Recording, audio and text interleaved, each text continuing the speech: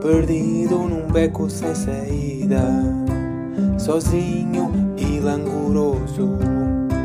Procuro um beco com saída, um sentido para as minhas recaídas. Perdido num beco sem saída, sozinho e languroso no meu cérebro. Olá a todos os meus colegas, meus amigos e olá a quem nos está a ver ou ouvir.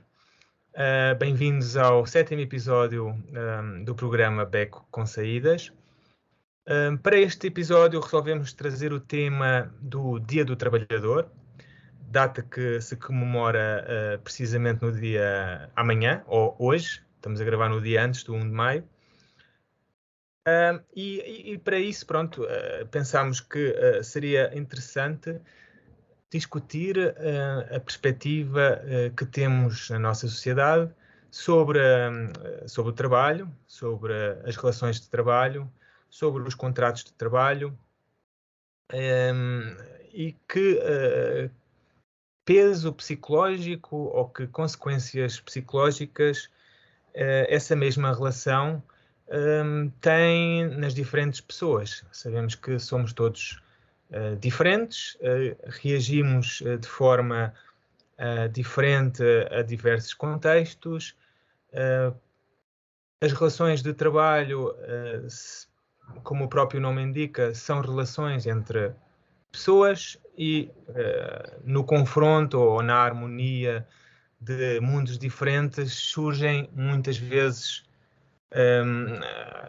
relações produtivas,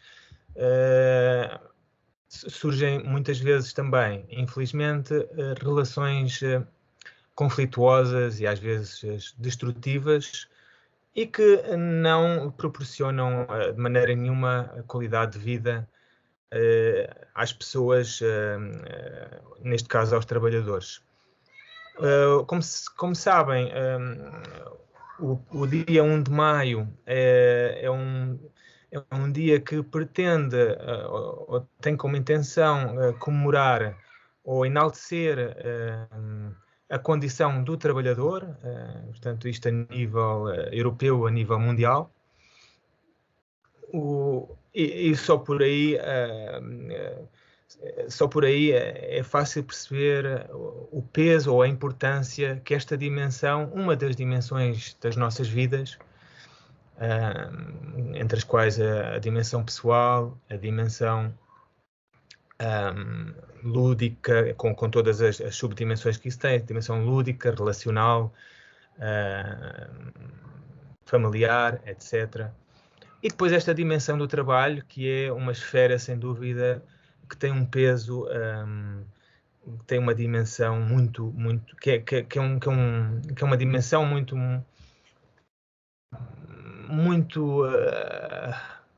com muita influência naquilo que é o bem-estar psicossocial do indivíduo.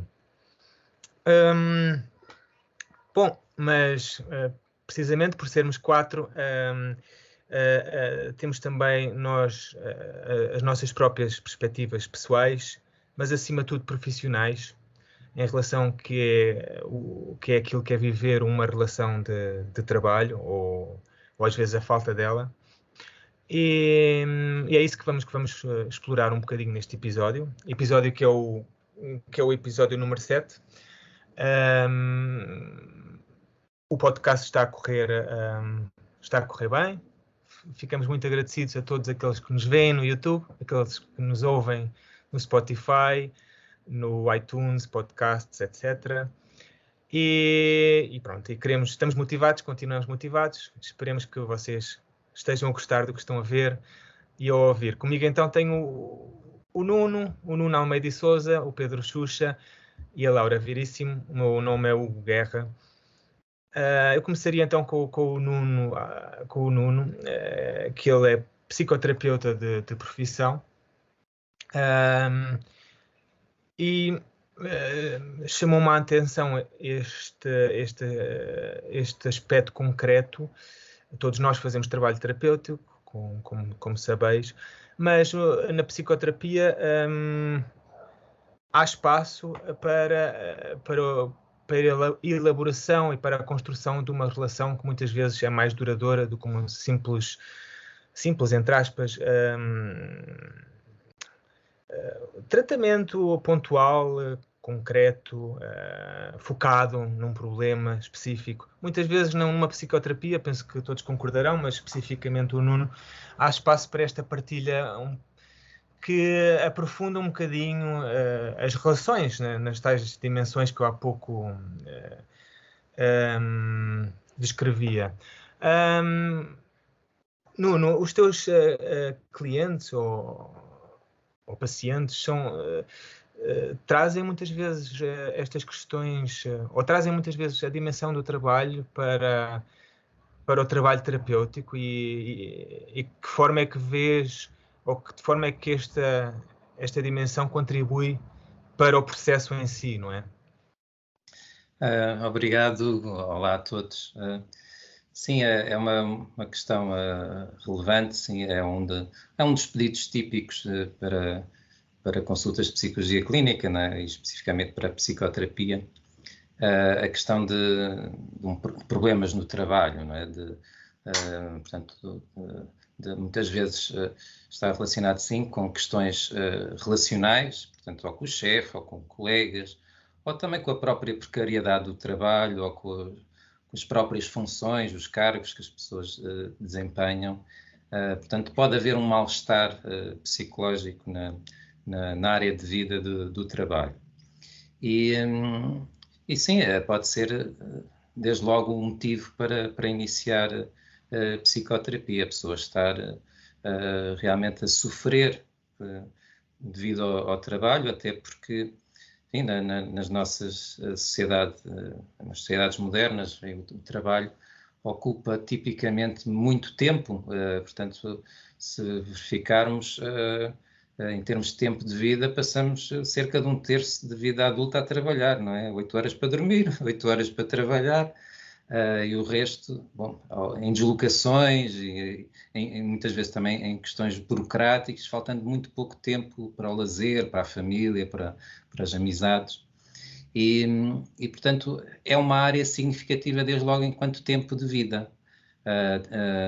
Eu digo 8 horas quando isto é mais ou menos aquilo que é a regra, mas sabemos que há pessoas que trabalham mais de 8 horas por dia, não é? Até, por exemplo, os profissionais de saúde, durante a pandemia, em meio hospitalar, bom, ultrapassaram muito estes valores, não é? E mesmo sem ser em pandemia, que muitas vezes ultrapassam esta carga horária diária. Então, representa muito tempo. A experiência de vida de muitas pessoas está muito relacionada com a área do trabalho. Então, até há expressões como o ganhar a vida, não é? Em Portugal, às vezes, utiliza-se essa expressão, temos que ganhar a vida, como através do trabalho, não é? Portanto, muito relacionado com a parte económica, como se quase vivêssemos para trabalhar ou só pelo trabalho podemos nos realizar. Às vezes sim, outras vezes não. Às vezes as pessoas estão, de facto, numa profissão, num trabalho que gostam muito. Eu sinto-me um privilegiado de trabalhar exatamente naquilo que gosto, mas há pessoas que não estão a trabalhar naquilo que gostam, não é? E, portanto, só o facto de não gostarem é aquela vivência de domingo à noite e pensarem, amanhã tenho que voltar a trabalhar, e já estão angustiados. As pessoas já vivem o domingo, não é, como algo difícil, porque já sofrem por antecipação dada a segunda-feira. Mas isso porque têm uma vivência face ao trabalho de desadequação no sentido que aquele lugar, aquela maneira de viver não lhes é agradável, não, seja pela própria profissão, seja pela relação com as chefias, com os colegas. Então, desde logo, há aqui essa dimensão que eu sinto que é muito importante, o gostar do que se faz é de facto, sinto eu, decisivo, porque por vezes podemos não encontrar até as melhores relações no meio profissional, mas temos pelo menos essa salvaguarda. Bom, eu estou ainda assim na profissão que gosto e temporariamente posso estar a trabalhar com estas pessoas e tentar até resolver alguns problemas com estas pessoas e criar lá uma situação melhor, mas é uma base de bem-estar a atividade em si. Se eu não gosto do que estou a fazer, é um sacrifício, não é? Mas, a par disso, as pessoas também têm a necessidade, até porque passam muito tempo no trabalho, de terem bons laços afetivos com os outros, com os colegas, com as chefias. E é muitas vezes também aí que surgem problemas. Então, juntando, imaginando uma pessoa que já não gosta da profissão e também não gosta do chefe e dos colegas em termos de relações de trabalho, bom, isto é de um sofrimento bastante grande. E aquilo que leva a pessoa a trabalhar fica só mesmo a questão económica, não é? Para a salvaguarda do pagamento das suas despesas.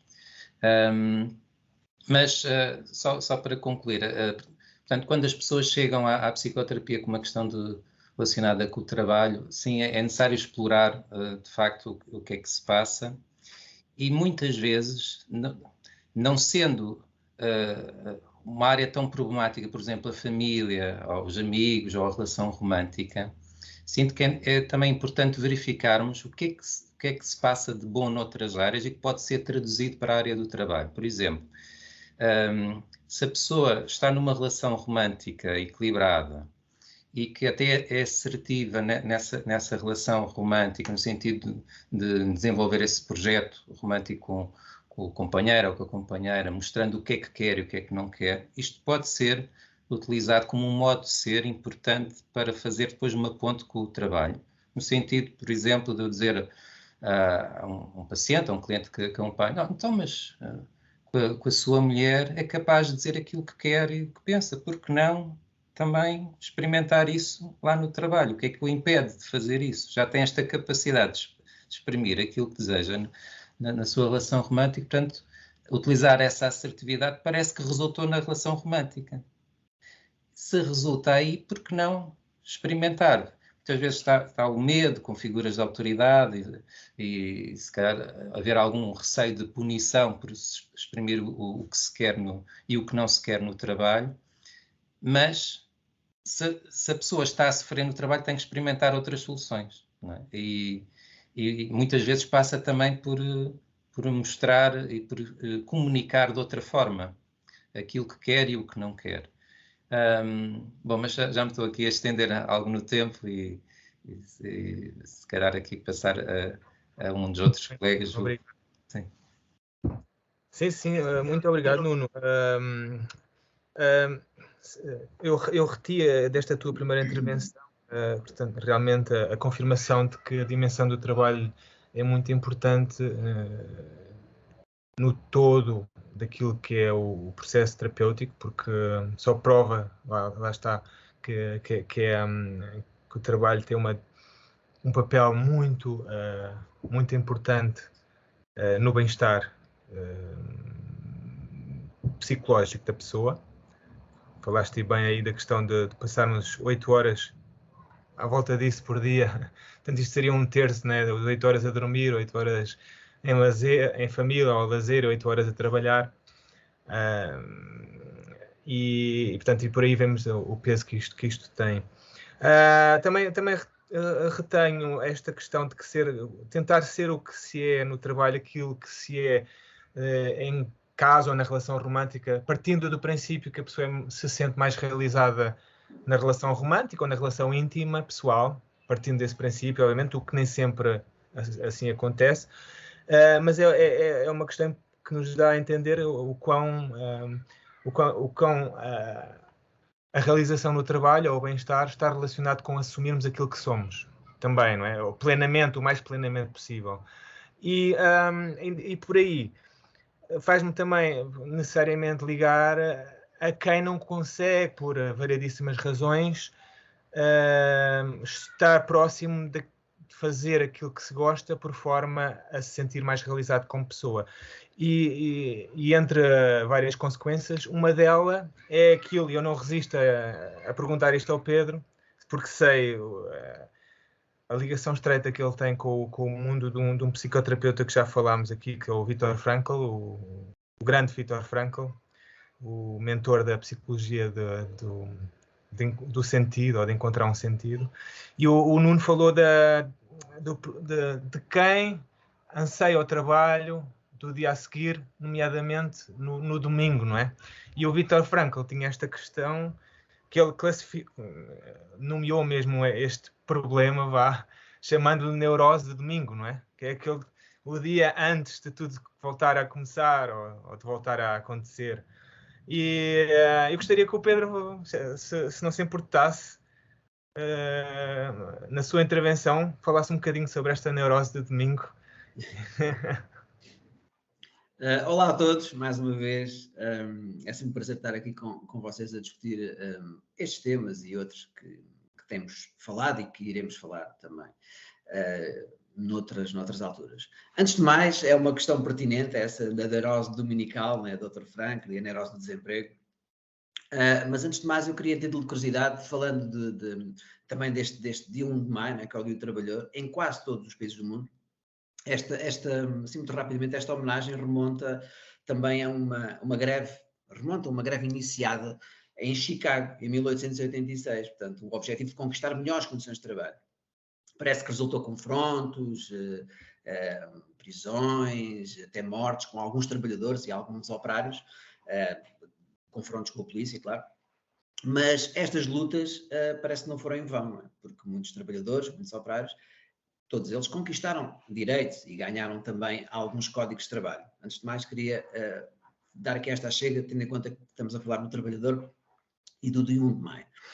Relativamente à questão que tu estás-me a colocar, a importância do trabalho, no fundo, a importância do trabalho, o sentido da vida, e depois também falando dessa neurose dominical, não é? De desemprego, o trabalho dignifica o homem. Pelo menos também no ponto de vista até do Dr. Frankl, o trabalho dignifica também o homem. Pode nos levar até a realizações pessoais e podemos até encontrar um sentimento de sentido para a vida, claro.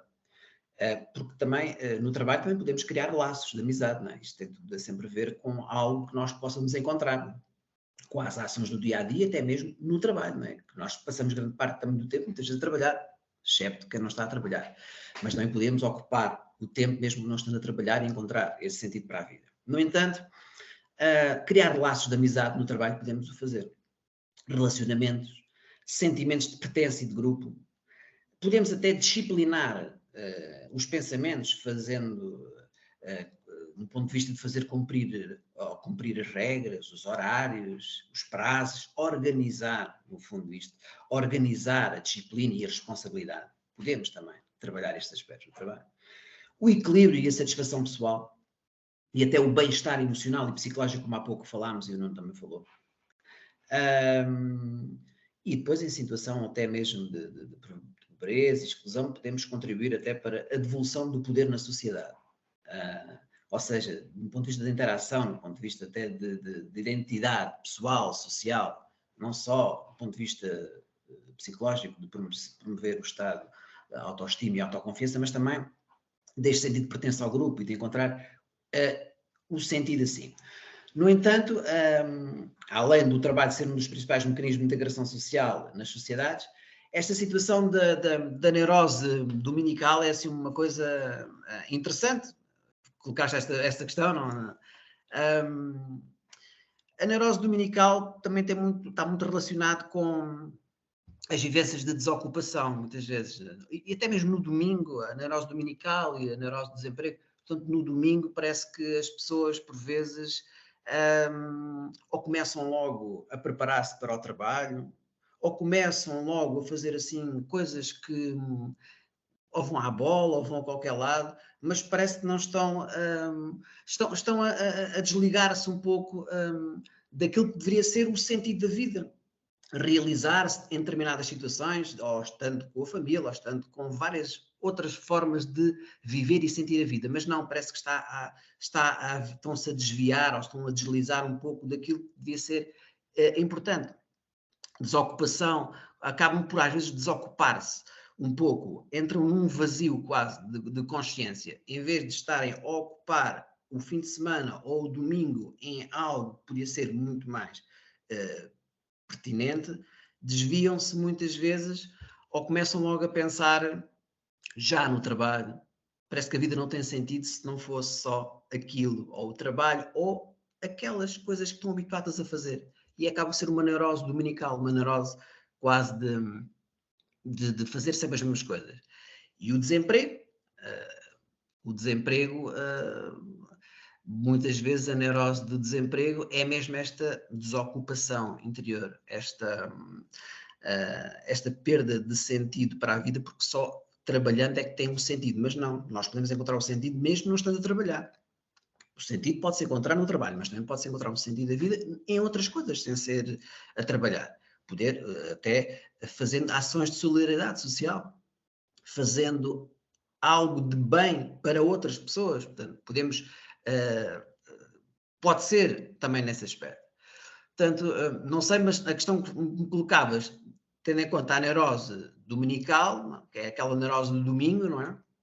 Que a pessoa já começa a ficar sem saber bem, ou começa logo a pensar já no trabalho ou na semana, e não ocupando às vezes a vida com outras coisas. Ou então começa logo a fazer sempre aquelas rotinas, a mesma coisa, ou vai à bola, ou vai fazendo aquelas coisas muito específicas, e não abre, portanto, o leque mais abrangente para o sentido para as coisas.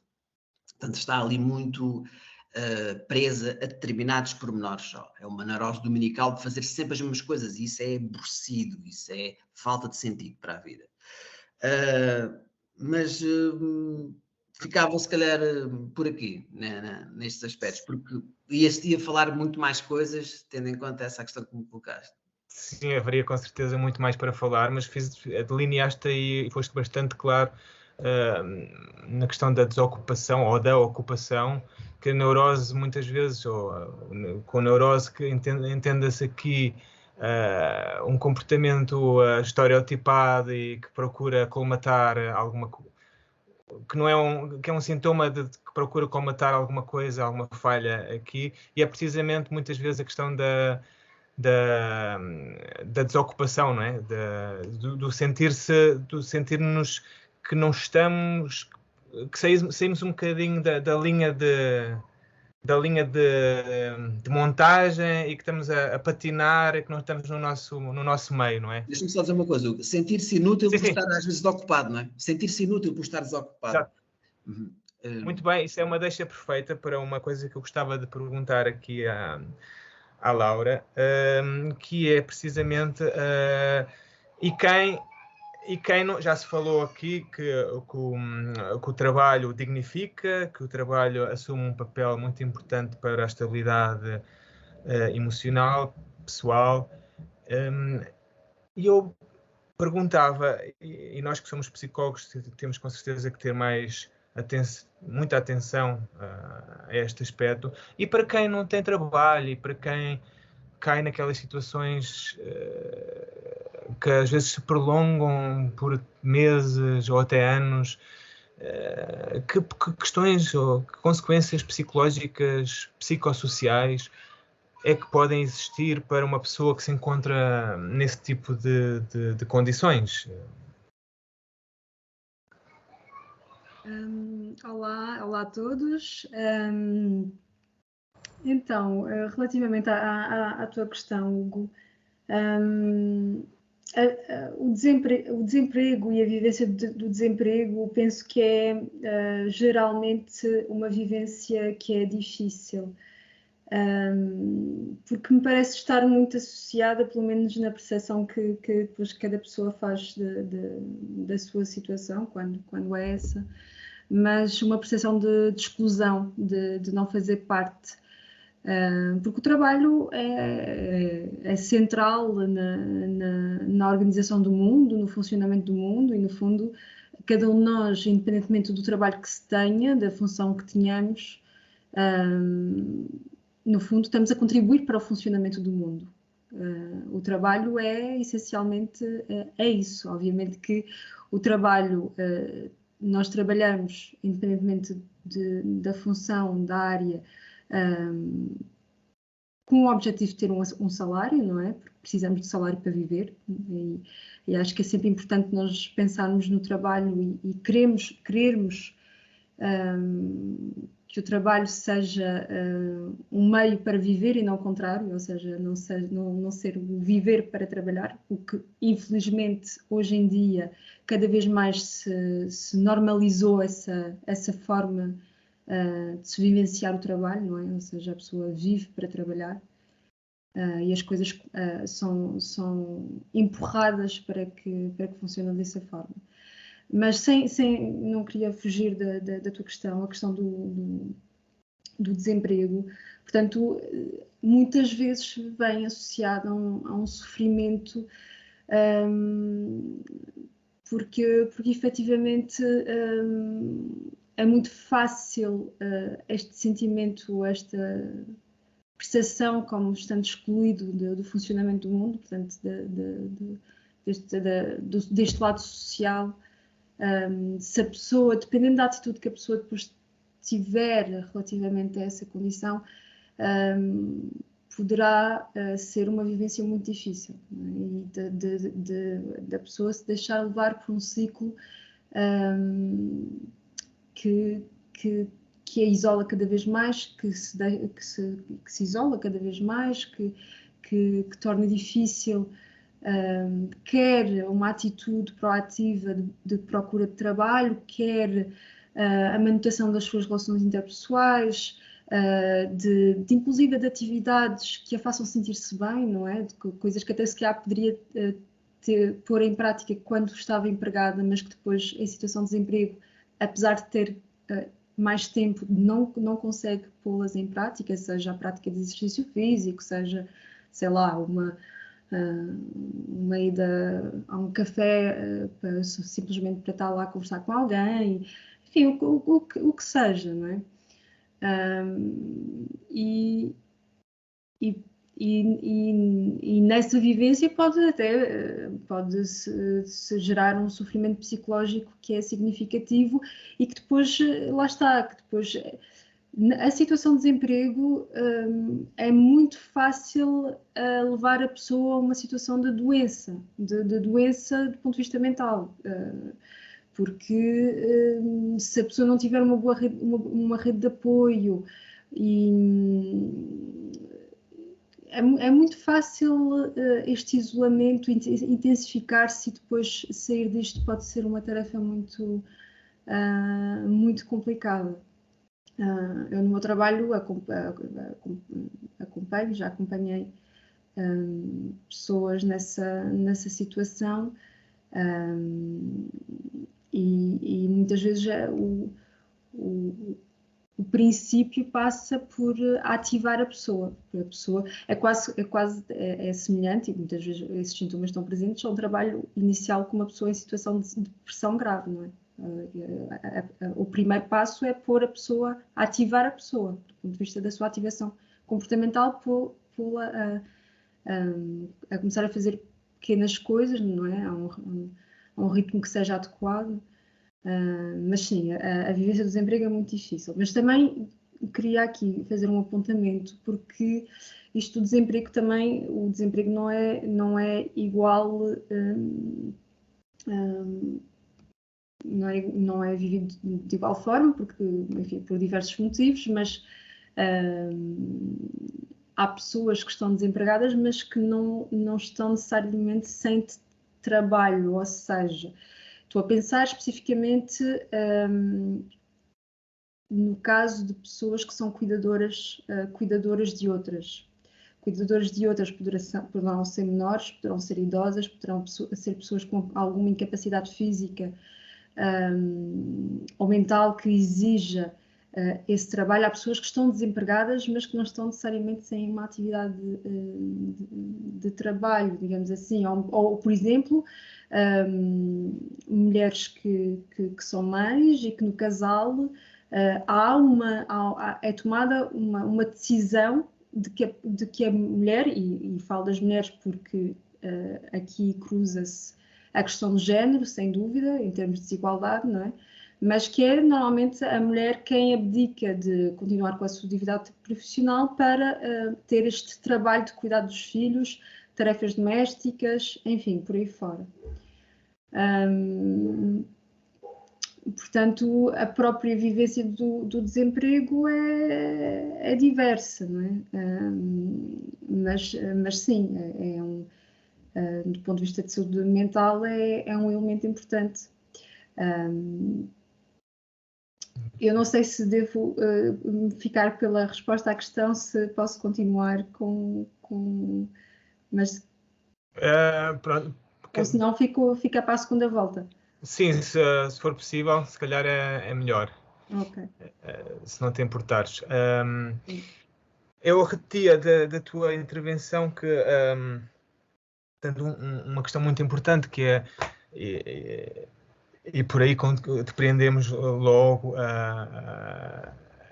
o que pode, a condição às vezes muito severa que pode ser uma pessoa encontrar-se numa situação de desemprego, que é tu disseste, e eu concordo plenamente, que trabalhar é também sentirmos-nos úteis, não é?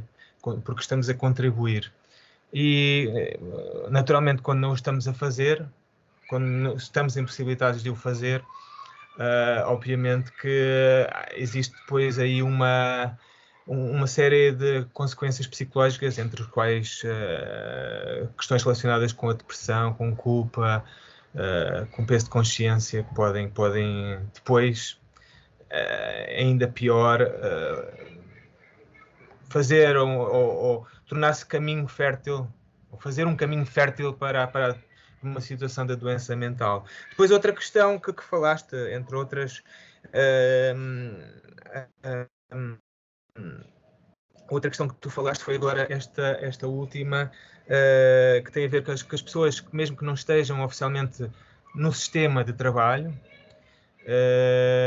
que não tenham um emprego contratado, não quer dizer necessariamente que não estejam numa situação ou num esquema mental de trabalho, no sentido que o trabalho é uma atividade que se desenvolve praticamente diariamente, no sentido de alcançar algum tipo de objetivo. Muitas vezes, ainda por cima, falaste aí dos cuidadores que têm que dedicar a sua vida e muitas vezes abdicar de situações financeiras, profissionais externas, e essas pessoas têm que abdicar disso tudo, têm que dedicar-se ao cuidado de alguém, portanto, e muitas vezes são pouco reconhecidas e quase sempre pouco ou nada apoiadas em termos de sociedade, não é? Portanto, a questão do trabalho, eu não diria, portanto, é uma situação extrema, não é? É uma situação de ser-se obrigado a adotar um rumo na sua vida laboral, de trabalho, de atividade, mas também é verdade, portanto, não indo tanto ao extremo. Infelizmente, às vezes essas questões podem também resultar em situações extremas, mas existem também, Nuno, pessoas, e ligando todos estes aspectos que temos estado a discutir, nomeadamente também o sentido que o trabalho nos dá à vida, muitas vezes existem pessoas que, das duas uma, porque não estão bem no seu trabalho ou precisam mudar de ares. Estamos a falar de tirar um tempo, umas férias, viajar, precisam de mudar de função, de tarefa, ou até muitas vezes pessoas precisam vivem numa angústia constante e não sabem muitas vezes porquê, mas que muitas vezes estará ligado, lá está, a não estarem no sítio certo, à hora certa. O que eu quero dizer com isto, às vezes não estão naquele trabalho que se calhar é o melhor trabalho para elas, no sentido de lhes proporcionar um sentido de vida, não é? Eu perguntava-te, Nuno, se esta questão também é levantada em psicoterapia, as pessoas sentirem-se como peixe fora d'água, não é? Ou sentirem-se que não estão, que estão onde não deviam estar, ou terem também uma necessidade grande, um desejo grande de mudança. Sim, essa situação tende a colocar-se, sim, na experiência de vida de muitas pessoas, que é realmente a mudança até de profissão, muitas vezes pode-se colocar. E se calhar até dar aqui o meu exemplo, até fazendo aqui uma autorrevelação. Uma vez que fizeste essa pergunta, não estava à espera, mas que agora lembrei-me. Que eu comecei até por trabalhar em gestão de empresas e não me sentia satisfeito, não gostava mais no sentido que não via um sentido para aquilo que eu estava a fazer. Eu considerava a atividade muito orientada para o dinheiro e não tanto para aquilo que eu gostaria mais de fazer, que era ajudar mais diretamente as pessoas.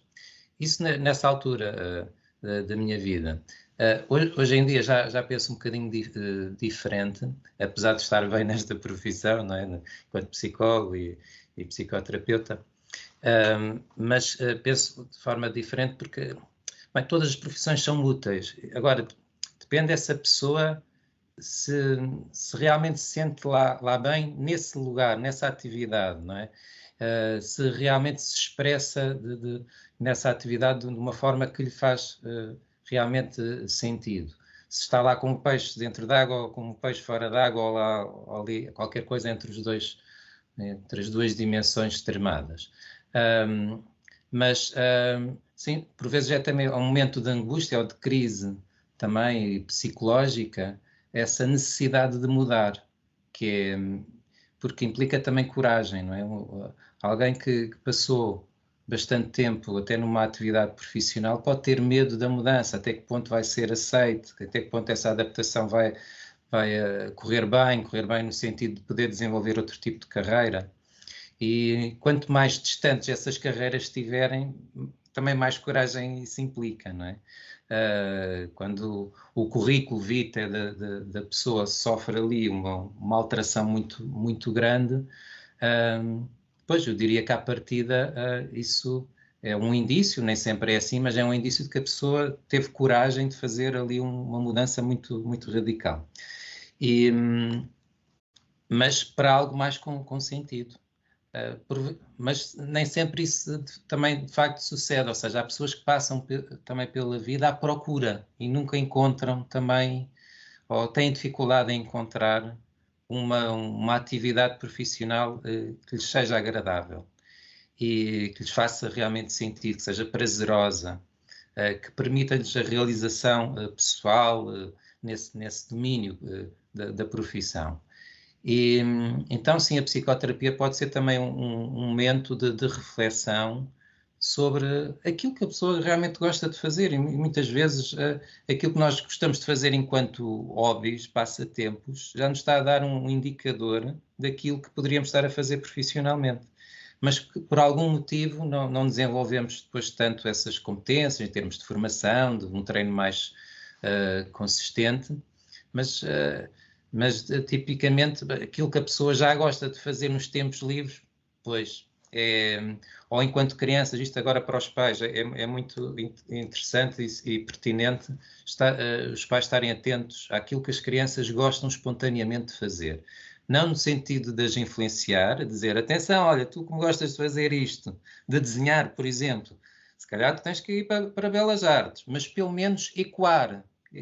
Olha, noto que tu passas muito tempo a desenhar, não é? E é porque gostas?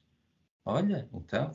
Porque muitas vezes a criança precisa também de escutar dos outros o significado daquilo que está a experienciar. E isto pode ser importante até para esse amadurecimento de uma ideia futura na vida profissional, académica e profissional. Então, agora, por vezes os pais também canalizam ou tentam orientar os filhos, infelizmente, e este é algo a evitar, para determinadas profissões, ou porque têm mais prestígio, status, ou tipicamente há mais saídas profissionais. Então, dada o valor do dinheiro, que em termos psicológicos na nossa sociedade ainda dá muito valor a essa questão do dinheiro, por vezes os pais preocupados que estão com o futuro dos filhos tentam canalizar ainda muito os filhos para medicina, engenharia, cursos que à partida garantem, entre aspas, um futuro profissional mais rentável economicamente, ou pelo menos é essa a expectativa. Nem sempre é assim, mas têm essa expectativa. Mas a criança, ou o adolescente, ou a pessoa que se vai tornar adulta pode não encaixar naquelas profissões, não encaixar psicologicamente enquanto um peixe dentro d'água que gosta do que está a fazer. E é aí que surgem os problemas de desadequação, de sofrimento também psicológico, de estar a fazer muito aquilo que não se gosta. Aliás, só aqui uma nota também para acrescentar. Por vezes o burnout, naquilo que eu percebo, a exaustão profissional, está relacionado com isto. A pessoa não está a gostar do que está a fazer. A exaustão vem também por isso. Não é só pela questão da quantidade de trabalho, é a qualidade daquilo que se está a sentir no trabalho. A pessoa fica cansada, saturada do trabalho por não estar a gostar do que está a fazer. Então, aquela expressão de quem corre por gosto não cansa, em parte, sim. Mas depois também há o burnout, sim, do exagero, da hiperresponsabilidade, de passarmos muitas horas a trabalhar mesmo naquilo que gostamos. Chega a um ponto em que, mesmo a gostar, temos os nossos limites, não é? Um maratonista pode gostar muito de correr, não é? Mas ou no final da maratona está cansado, precisa descansar. Portanto, não é só o gostar que impede o burnout, mas cria ali, de alguma forma, um certo alívio, que é um certo alívio psicológico a essa exaustão. Mas temos limites. Mesmo gostando, podemos entrar em burnout se estivermos a exagerar no número de horas diárias de trabalho e de forma continuada, não é? Mas há o burnout daquilo que eu me apercebo em clínica, o burnout, a exaustão profissional pelo facto de não se estar a gostar do que se está a fazer e das relações de trabalho serem difíceis. Depois, esse é outro fator, não é? Da qualidade das relações e que, como passamos muito tempo no trabalho, precisamos de relações afetivas no trabalho. E muitas vezes é no meio profissional que desenvolvemos as amizades. E, aliás, nós somos também aqui um exemplo disso, não é? Somos 4 psicólogos que também, pelo facto de sermos psicólogos, conhecemos no meio académico e profissional e desenvolvemos a amizade. Portanto, é uma área de vida que também se cruza com as outras muitas vezes, com a área das amizades ou com a área romântica, também às empresas familiares, inclusive, não é? Portanto, e é uma área que, sim, pode ser pensada isoladamente, mas é importante ver que também tem ligações com outras áreas devido à natureza social do trabalho. Trabalhamos para prestar um serviço ou entregar um produto a alguém, portanto, nunca é, de facto, um trabalho completamente isolado. Se for um trabalho completamente isolado que não é para ninguém, penso que aí já perde a definição de trabalho. Porque é sempre na relação com os outros, de alguma forma. Bom, se calhar ficar por aqui, nesta intervenção já está longa. Sim. É sempre na relação com os outros, sem dúvida, Nuno. Antes de criar aqui a ponte com o Pedro, gostaria só de fazer aqui uma chega. O facto do trabalho, ou as relações de trabalho, serem essencialmente também relações sociais, tem sido apontado, isto pelo que eu leio e também por aquilo que eu observo nas minhas relações diárias, como um dos fatores preocupantes, num dos fatores novos de trabalho, que é o home office, ou as relações à distância de trabalho. Ou seja, por um lado, o trabalho à distância criou mais independência para as pessoas e às vezes até uma melhor gestão de recursos, eletricidade, água, etc. Como também criou-se também muitas vezes um maior espaço para a vida pessoal, para a vida familiar. Claro que isto também tem um lado menos bom, às vezes, como vemos, às vezes as pessoas que lá está, voltando à questão da ocupação ou desocupação, viviam num ritmo e de um momento para o outro estão mais tempo com com as pessoas da sua família, e isso não é que as pessoas deixem de gostar umas das outras, mas cria novos desafios. Portanto, isso também é um lado que pode ser encarado como negativo disto. Mas o que eu queria dizer é que, precisamente, as relações à distância, com todas as suas desvantagens, trazem também, ou com todas as suas vantagens, quero dizer, trazem também às vezes desvantagens, que é esta perda de contacto social, ou seja, o querer explicar uma ideia e não ter a pessoa ali ao pé de mim, haver uma reunião perto de mim e eu, como simples observador, conseguir perceber muita coisa daquilo que é o projeto. Eu ainda ontem falava com uma pessoa que está a liderar uma empresa e eles trabalham quase 100% à distância, e ele falava-me na dificuldade que era ele conseguir perceber aquilo que as pessoas precisam, realmente precisam, ou que as pessoas realmente sentem em relação àquilo que estão a fazer. E depois era muito difícil dar resposta ou dar feedback.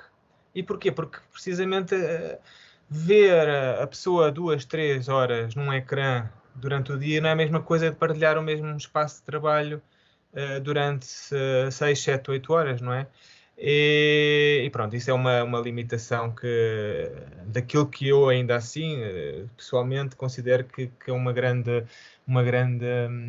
passo em frente nas nossas relações de trabalho e na nossa sociedade, por consequência, que é o facto de podermos estarmos mais libertos e podermos trabalhar de sítios mais remotos, em oposição a ter que estar sempre no mesmo sítio 40 horas por semana. Mas o Nuno falou também aqui na questão das crianças. É importante olhar para elas e ver o que é que elas gostam de fazer. Isso pode ser um indicador daquilo que farão no futuro. É interessantíssimo. Eu não resistiria também em perguntar ao Pedro, visto que, entre muitas outras coisas que faz, trabalha também com adolescentes. E os adolescentes, não tendo uma relação efetiva laboral, uma atividade laboral efetiva, com certeza que têm, mesmo que não sejam que não explicitem, têm desejos, têm visões, têm aquela história do que é que gostarias de ser quando for grande. Eu vou ser isto, vou ser aquilo. Pedro, tu na tua atividade nesta área, tu consegues com certeza, mas tu vês muito esta questão das pessoas a virarem, dos adolescentes a virarem-se para o futuro e também a falarem deste aspecto da profissão que querem ser, daquilo que sonham, dos desejos que têm nas questões do trabalho, laborais. Sim, e isso é muito importante, estás a dizer. Sim, como é lógico, há muitos adolescentes que se projetam no futuro e isso é muito saudável, não é? Já têm ideia, fazem já uma representação quase mental como é que se vão ver daqui a alguns anos a trabalhar ali ou a estudar num determinado curso para exercer uma determinada profissão. E isso vê-se muito, não é? Isso vê-se muito em miúdos que já estão quase a concluir também o 12º ano, o 11º ano, sim, e mesmo alguns mais novos, também se vê muito essa ideia e esse pensamento do que é que eles gostariam de ser, como é que vai ser a minha vida, se vou ter um trabalho, se aquele trabalho que eu até quero muito, será que depois vou gostar ou não? Já colocam, já pensam nisso, já falam nisso, e até no ponto de vista da orientação vocacional e tudo, há alguns miúdos que já estão a fazer teste de orientação vocacional, claro, que já colocam essas questões e vivem já muito naquilo que irão ser e aquilo que vão fazer no futuro. Portanto, mas relativamente, há pouco como também falavas do sentido, portanto, é verdade que o trabalho pode dignificar o homem, pode nos levar a realizações pessoais ou pensar de forma diferente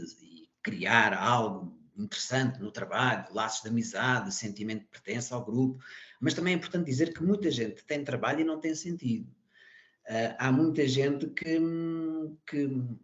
o trabalho é importante e até pode nos levar a ter um sentido de vida, mas não é suficiente muitas vezes para encher a vida de sentido, é o que eu quero dizer. Portanto, e por isso há pouco também quando falavas na situação da neurose do desemprego, portanto, que há essas vivências de desocupação, o não ter trabalho, portanto, mas as pessoas podem depois compensar isso com outras coisas e tem sentido, portanto, não fazer de um trabalho, mas não trabalhando, mas fazer de um estágio. Fazendo um estágio é como se estivessem a trabalhar e não estão a ser remunerados, mas estão a desenvolver competências e aprendizagens para um dia mais tarde poderem exercer funções naquilo que gostariam, portanto. E há pouco também o Nuno falava em algo muito interessante, que era no burnout, na exaustão física e emocional, portanto isso é uma coisa muito importante e a Organização Internacional do Trabalho tem realçado a importância da detecção precoce de stress ocupacional, no fundo, que é o stress ocupacional, situações em que o indivíduo não percebe ou não consegue perceber o seu ambiente, não é? Não consegue perceber o seu ambiente, acha o seu ambiente ameaçador, ou as exigências são excessivas, portanto, isso leva a uma saúde física e mental que lhes prejudicam, não é? Ou não têm recursos para confrontar determinadas situações, ou até mesmo as próprias condições do trabalho, porque não as próprias condições do trabalho repetitivo, sob pressão, sobrecarga no trabalho, trabalhos noturnos, portanto, várias situações, exposição de riscos e perigos, portanto, tudo isso são situações que levam às vezes o trabalhador a criar algum mal-estar ou dificuldades do ponto de vista psicológico. Portanto, mas queria também fazer esta chega, porque como falámos em vários pontos do trabalho, portanto, fomos ao burnout, fomos às relações, fomos ao sentido da vida, fomos ao desemprego, portanto, a privação múltipla até de necessidades básicas, né, que falta de trabalho pode levar, sei lá, da alimentação, de vestuário, de condições habitacionais, até próprios cuidados de saúde, não ter como ter cuidados de saúde, e de formação, vamos aqui falar também. Mas os adolescentes projetam-se no futuro e vivem muito a pensar sobre aquilo que gostariam de ser no amanhã. Isso é muito interessante. Sim, sem dúvida. Eu lembro-me que essa foi uma questão importante na altura da minha escola. É difícil, portanto, o que se passa na nossa cabeça, nós temos inúmeros sonhos, desejos e muitas vezes acabamos por ser aquilo que nunca pensámos ser. Todos nós passamos por isso, com certeza, neste ou naquele aspecto, não de uma forma necessariamente central naquilo que queremos ser no futuro em termos profissionais, mas com certeza que a vida é feita de experiências e passamos a vida a mudar o rumo e a experimentar coisas e às vezes surpreendemos connosco próprios. Laura, sei que tens algo planeado para falar agora nesta tua segunda intervenção, portanto, força. Dou-te a honra para terminar a nossa sessão. Tens tempo? Estás à vontade? Ok, bom, não me digas que tenho muito tempo, porque olha que eu aproveito e... Tinhas muito tempo, disse que tinhas tempo. Estás à vontade. Não, estou a brincar. Mas se eu tiver-me a alongar, avisa-me. Mas, bem, eu estava a ouvir o Pedro e estava a pensar, estava-me a lembrar de mim, sei lá, quando estava no secundário e eu tive imensa dificuldade em decidir o que é que eu, qual era, bom, a minha gata está a querer participar, desculpa. Mas eu tive muitas dúvidas e demorei imenso tempo a decidir qual era a área de estudos que eu queria seguir, e até depois de já estar na faculdade ainda tive dúvidas, e depois de terminar a faculdade também. Hoje sou psicóloga, trabalho na minha área e sinto-me mesmo uma privilegiada por poder fazê-lo, e tenho uma paixão enorme por aquilo que faço. Mas a ver se eu não me perco. Bem, mas sobre as questões do trabalho, o que eu gostaria de falar, porque e remetendo também para a minha prática clínica e para as pessoas que acompanho, tenho-me apercebido, tem surgido muito em consulta questões relacionadas com o trabalho como problema. Para mim, as primeiras consultas, quando estou a conhecer a pessoa que recebo, se for uma pessoa, lá está, que não seja estudante, que já esteja a trabalhar, é importante saber qual é que é o seu trabalho, qual é que é o seu local de trabalho, porque isso para mim é logo uma informação importante do ponto de vista de olhar para isso como um fator de risco ou não, não é? Para a saúde, ter em conta os problemas que apresenta em termos de saúde mental. Já se falou aqui da questão do burnout. O burnout este ano passou a ser considerado pela OMS, pela Organização Mundial de Saúde, como doença ocupacional, portanto passou a fazer parte dessa classificação. E, portanto, doença ocupacional, ou seja, associada ao trabalho ou uma atividade que a pessoa tenha significativa. Também pode-se encontrar burnout, por exemplo, em pessoas que estão a estudar, estudantes de universidade, enfim, mestrados, doutoramentos, por aí fora. Mas que o burnout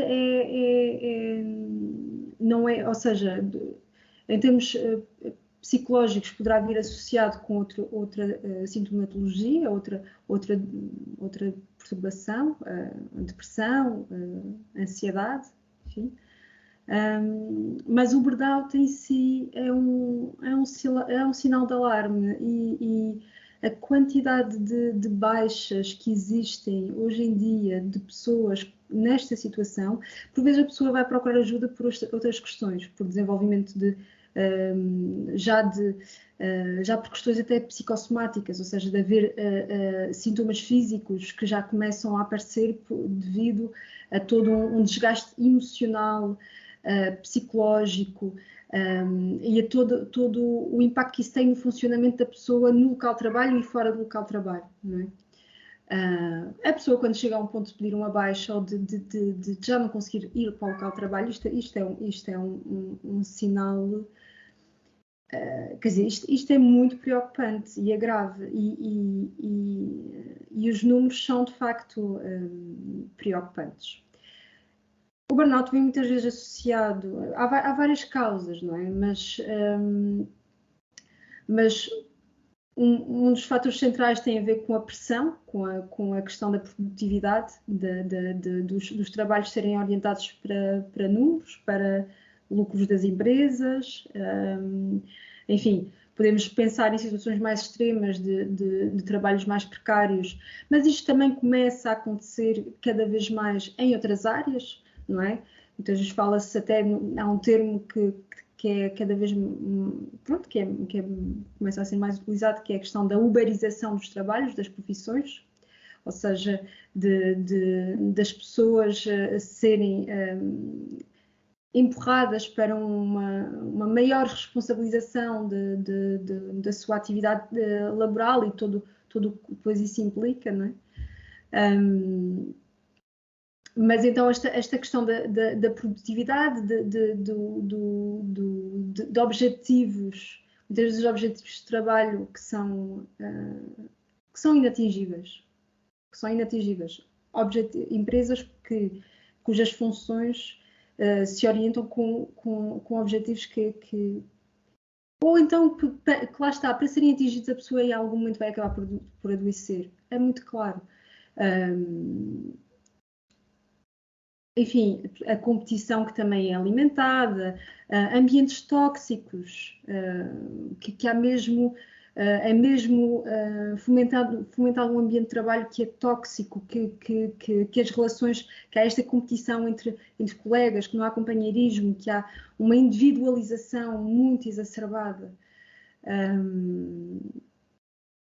E isto, obviamente, que qualquer pessoa num ambiente destes, em algum momento, vai começar a gerar algum tipo de sintomas.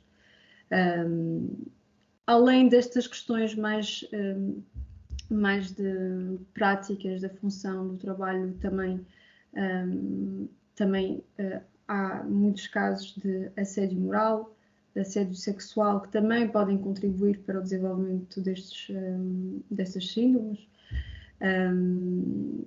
Portanto, isto associado a baixos salários, muitas pessoas, nós, três de nós estamos em Lisboa, o Hugo não, mas conhece a realidade, não é? Mas muitas pessoas trabalham no centro de Lisboa, mas vivem longe do centro de Lisboa, portanto isto significa todos os dias terem a adicionar ao horário de trabalho horas de trajeto em transportes, daí que muita gente quando surgiu o teletrabalho, tenha ficado, pronto, trouxe-lhes, melhorou de alguma forma as suas vidas, embora depois o teletrabalho também tenha outros problemas, a meu ver.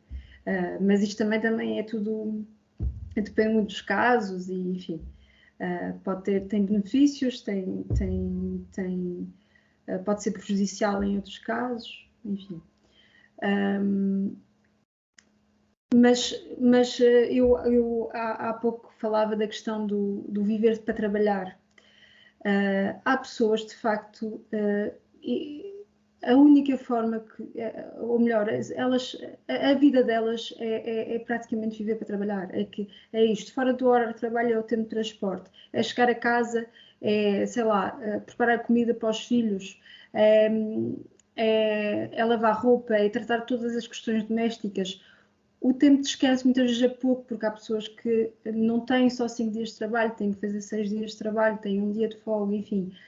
A questão dos horários rotativos, há muito mais a falar sobre isto, eu também não quero estar só nestas questões das condições de trabalho, mas que me parece que muitas vezes, de facto, torna-se muito difícil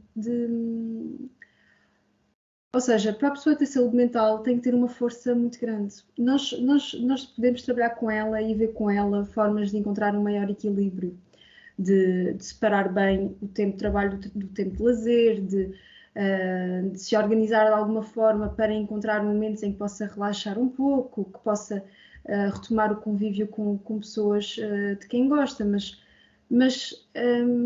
mas às vezes pode ser mesmo até desarmante para nós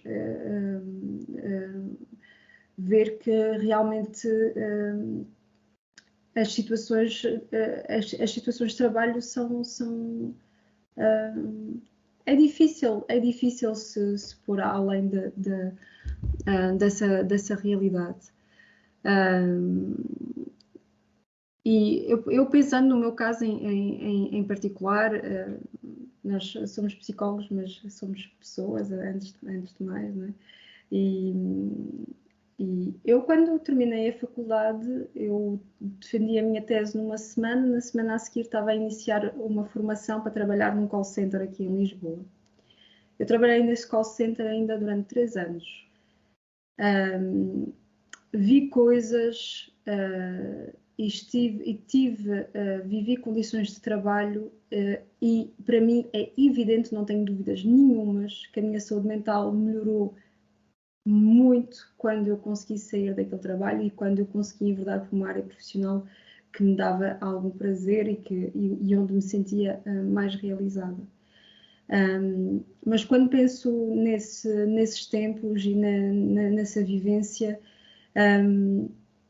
de facto, há uma desumanização enorme. Não dignifica as pessoas aquele trabalho. E como o trabalho call center, há tantos outros, não é? Eu estou a usar este exemplo porque eu vivi isso e porque conheço bem essa realidade.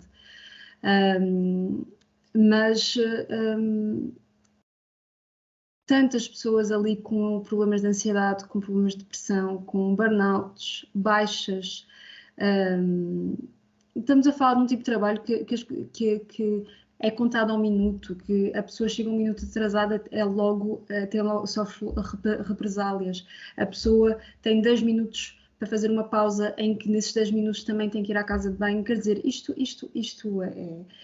não melhorou com o teletrabalho, porque elas, apesar de estarem em teletrabalho, são igualmente controladas dentro das suas casas. Enfim, há de facto muitos problemas ao nível do trabalho. Depois, eu acho que já me estou a estender, vou já terminar. mas eu até queria apontar algumas coisas mais no sentido que saídas para isto tudo, não é? Mas eu penso que muitas vezes o que também pode levar a pessoa a adoecer é o sentimento de estar sozinha nesses, até tivemos um episódio sobre a solidão, mas é o sentimento de estar sozinha, de não haver solidariedade. Eu acho que isso também, lá está, o trabalho desenvolve-se de uma maneira que hoje em dia, infelizmente, isso é bastante... prevalece muito esta questão de cada um por si.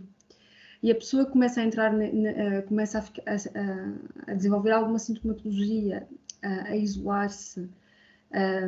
Muitas vezes a percepção que tem é que não consegue, não tem ninguém a quem possa pedir ajuda ou a quem que possa apoiá-la naquele momento. Enfim. E então, pensando na questão dos call centers, nem permite, eles fazem coisas tão graves como haver organizações de trabalhadores à porta da empresa das pessoas receberem os panfletos. São panfletos sobre os seus direitos, porque depois também isto é uma das coisas que muitas vezes é problemática. As pessoas não têm consciência dos seus direitos enquanto trabalhadores. Panfletos a falar sobre os seus direitos. Elas chegam dentro da empresa, são convocadas para uma reunião em que lhes é dito que elas não se podem inscrever naquela organização, não devem ficar com aqueles papéis, não devem ler o que diz aqueles papéis. Isto é gravíssimo. Falávamos de liberdade no outro dia, de democracia. Isto acontece nos dias de hoje. Como é que a pessoa não há de adoecer num sítio em que não é retirado o direito de contestar, enfim, de tentar ter um bocadinho mais de dignidade no seu local de trabalho. Enfim, isto para concluir, só que infelizmente hoje em dia o trabalho é um meio cheio de problemas, não é só nestas empresas, até em outras áreas em que as pessoas supostamente estão em áreas que gostam, não é? Que lhes dão esse sentido, porque são áreas que... estou a pensar na questão do ensino, por exemplo, os professores, na saúde, os profissionais do Serviço Nacional de Saúde, desde que já havia tantos problemas antes da pandemia e agora com a pandemia, é incrível como é que aquilo que eles passaram e como deve ter sido a vivência do trabalho para eles. Enfim, haveria muito mais a dizer, não quero estender mais, mas eu vejo com muita preocupação e acho que até para nós, enquanto psicólogos, cada vez mais vão ser problemas que vão surgir em consulta e que vão exigir de nós o nosso trabalho e a nossa ajuda. Sim, sem dúvida, Laura. Tocaste aí com o dedo na ferida e realmente há muita falta de condições e muitos problemas que forçam as pessoas a perderem muitas vezes, infelizmente, a sua dignidade no trabalho, e isso é realmente uma situação indesejável e muito desconfortável que vale muito a pena pensar nela e nós, no nosso caso, publicitá-la, tentar passar a mensagem e tentar ajudar individualmente as pessoas que se param à nossa frente, não é? Bom, penso que tivemos um episódio bastante diverso e atentivo em relação àquilo que são os problemas do trabalho, o que significa do trabalho, com várias perspectivas e várias realidades. Portanto, se os meus amigos e colegas concordarem, eu fecharia o episódio. Não sei se alguém quer acrescentar alguma coisa. Se não, ou se sim. Bom, então, muito obrigado por estar desse lado, em vídeo ou em áudio. Este episódio vai para o ar no domingo, dia 1 de maio, e voltaremos a ver no próximo. Uma boa semana a todos, um abraço, beijinhos. Uma boa semana a todos, um abraço. A todos, tudo a correr bem com vocês.